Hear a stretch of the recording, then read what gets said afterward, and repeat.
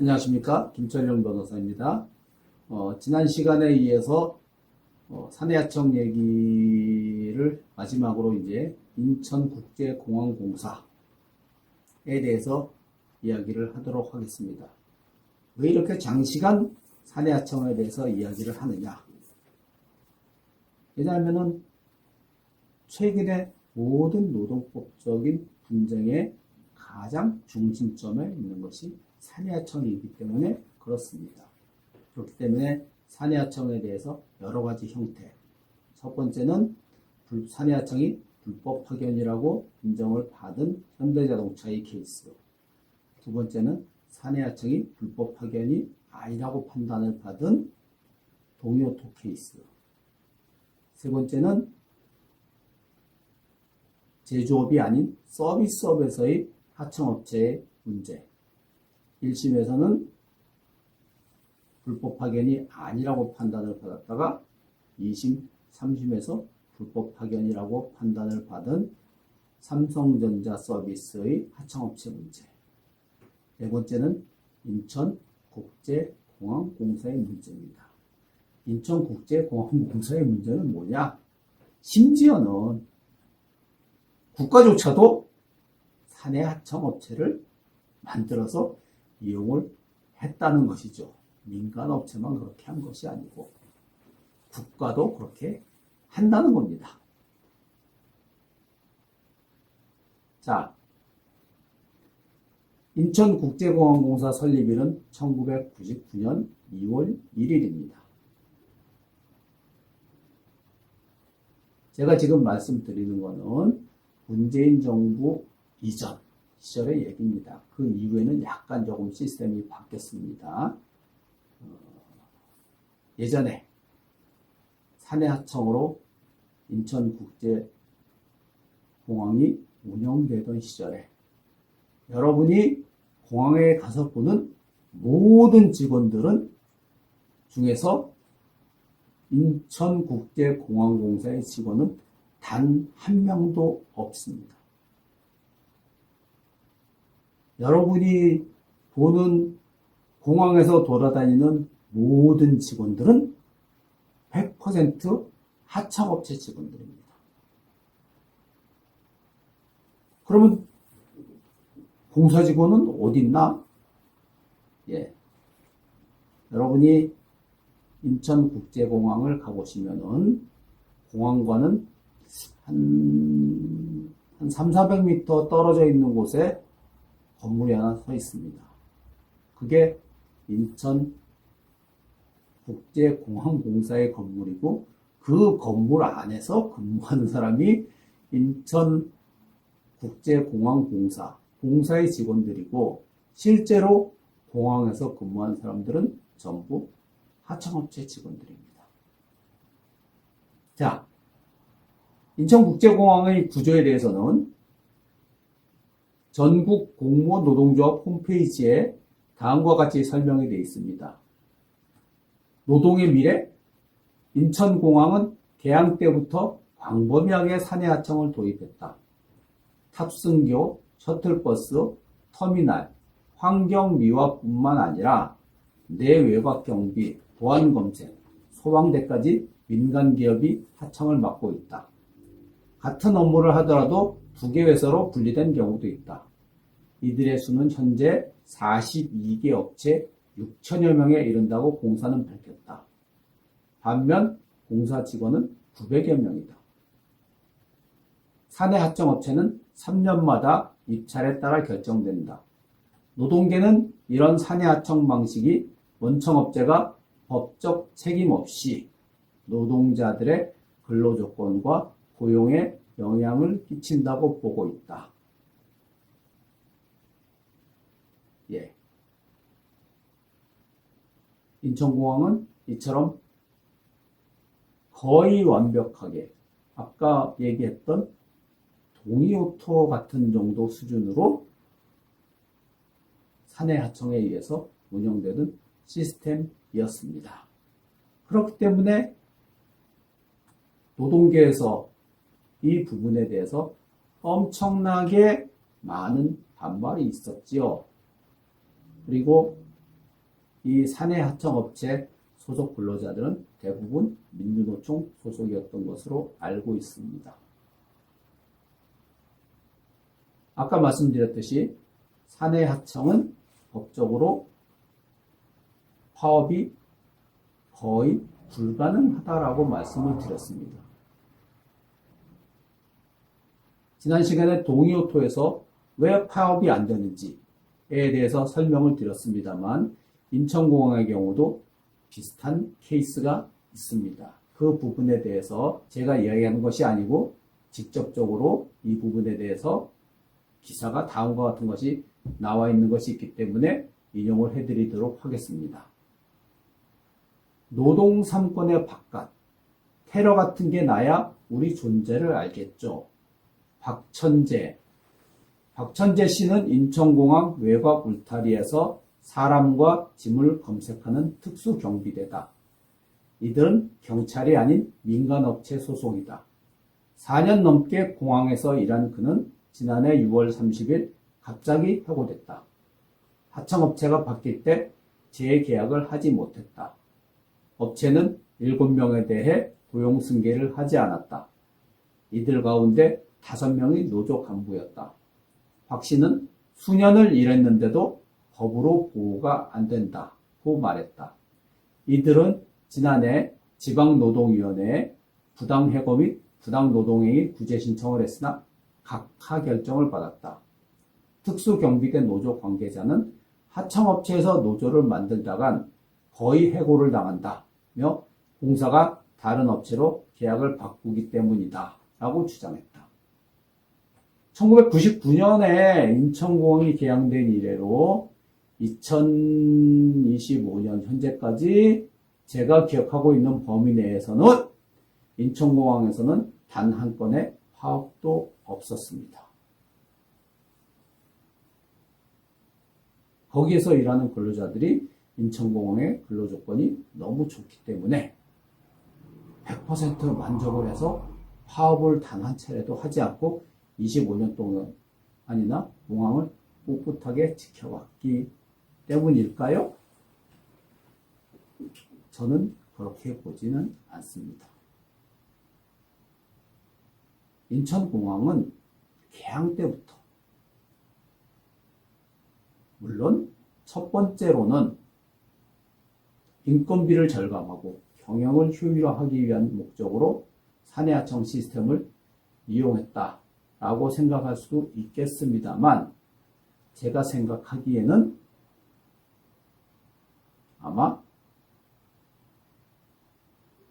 파업을 막기 위한 목적으로 사내하청이라는 시스템을 들여와서 구조적으로 이렇게 만든 것이 아닌가 하는 생각을 할 수밖에 없습니다.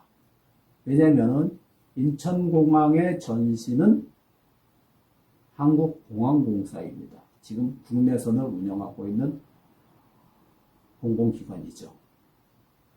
인천공항 개항 이전에 국내선을 운영하던 한국공항공사 시절에도 여러 가지 문제들이 있었습니다만 그 당시에도 공사에서 제일 두려워했던 것은 공사의 직원들이 파업을 해서 공항이 마비되는 상태였습니다. 이 사태를 제일 두려워했는데 그것이 단순히 국내 공항이 아니고 국제공항이 파업에 의해서 움직이지 못한다 라고 하는 사태는 인천공항을 만드신 분들이 상상도 하기 싫었을 겁니다. 그래서 시스템적으로 아예 파업이 불가능하도록 사내하청 시스템을 이용해서 인천국제공항을 만든 것입니다. 그리고 이러한 인천국제공항은 과거 수차례 공항평가에서 1위를 차지했습니다. 그리고 실제로 다른 외국 공항과 비교해보면은 공항의 서비스라든가 품질 수준 이런 것들이 압도적으로 훌륭합니다. 외국의 어느 공항을 가더라도 인천공항만큼 시스템이 잘 되어 있는 곳은 없습니다. 하지만 이러한 인천공항의 우수한 시스템에는 사내하청이라는 시스템을 이용해서 파업을 하지 못하도록 만들어놓은 시스템이 있고, 그런 사내하청 시스템 밑에서 적은 임금으로 공항을 유지해온 근로자들의 노력이 상당 부분 뒷받침되어 있다는 것을 여러분은 기억하셔야 될 겁니다. 예. 그렇기 때문에 문재인 정권으로 정권이 바뀌었을 때 문재인 대통령이 제일 먼저 찾아가서 비정규직 근로자들을 끌어안고 부둥켜 안고 눈물을 흘리면서 전부 정규직으로 전환해주겠다 라고 약속을 했고, TV에도 나오고 언론에도 대서특필을 하고, 그래서 이 사람들이 전부 정규직이 될 것처럼 그렇게 지지난 정부죠. 지금 이제 바뀌었으니까. 지지난 정부에서 그렇게 호들갑을 떨었던 일이 있었는데, 전부 다 사기입니다. 물론 이제 100% 사기는 아니죠. 근데 이제 마치 인천공항공사의 정규직으로 전환해 줄 것처럼 한 것들이 전부 사기라는 겁니다. 예. 그거는 꼭 인천국제공항공사의 문제만은 아닙니다.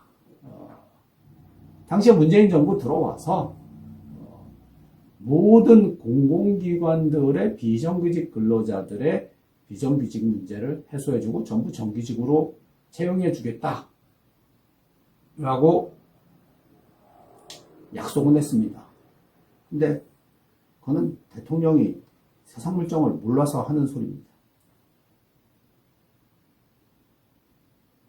그렇게 시스템을 바꾼다는 것은 거기에 따라서 당연히 예산이 증액이 돼야 되는 거죠. 근로조건을 좋게 준다는 것은, 정규직으로 채용해 준다는 것은 월급을 올려주겠다는 얘기인데, 그러면은 돈을 주고서 월급을 올려주라고 얘기를 해야 될 거 아니겠습니까? 그럼 돈은 누가 주느냐? 모든 공공기관의 정원과 예산을 가지고 있는 것은 기획재정부입니다. 대통령은 전원 100% 공공기관의 정규직으로 전환시켜주겠다고 열심히 광고를 했는데, 정작 전환을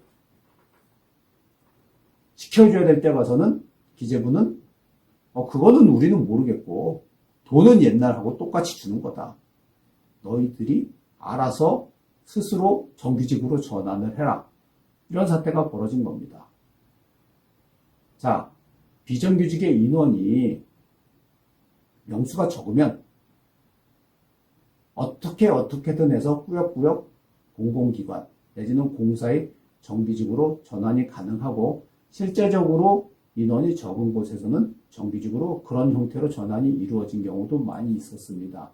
하지만 대부분의 공공기관에서 정규직과 관련해서 문제가 됐던 인원들은 누구냐?